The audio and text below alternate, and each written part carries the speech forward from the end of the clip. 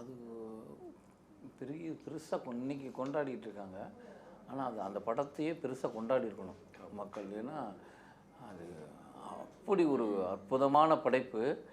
அதை நடித்த நடிகர்கள்லாம் எல்லாம் புதுசு. அவரை ஒரு லீடாக வந்து கிட்டத்தட்ட ஒரு 80 வயது முதியவரை வச்சு, அவருக்கு சரியாக கூட காது கேட்காது, அவரை வச்சு இப்படி ஒரு படம் பண்ண முடியும்னு ஒரு நம்பிக்கை வந்தது பாருங்கள். அது மணிகண்டனுக்கு தான் அது அந்த கட்ஸ்லாம் வரும்.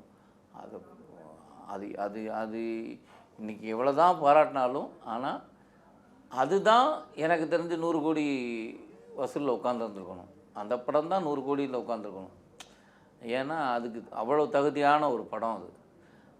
இன்றைக்கி நம்ம வந்து அது படம் தியேட்டர்லேருந்து வந்துட்டு போனது அப்புறம் நம்ம அதை சொல்லிகிட்டு இருக்கோம், ஐயோ நல்ல படைப்பு. ஏன்னா அவ்வளவு நுணுக்கங்க, அவ்வளோ உழைப்புங்க அந்த படத்துக்கு. கிட்டத்தட்ட 1.5-2 வருடமாக அந்த படத்தை உழைச்சி அப்படி ஒரு படத்தை கொண்டு வந்துருக்கேன். நீங்கள் அப்படியான படங்களுக்கு வரைப்பு கொடுக்கும்போது தான் அப்படியான கதைகள் அவர்கிட்ட மட்டும்தான் இருக்குதுன்னு நான் சொல்ல வரல. ஏன்னா நிறைய இயக்குனர்கள்கிட்ட அப்படியான கதைகள் அப்படியான எல்லாமே இருக்குது. அதுக்கு ஒரு முதல் அஸ்திவாரம் வந்து அந்த விவசாயத்தை பற்றி அப்படி சொல்ல முடியும்னு எடுத்தது அவர்.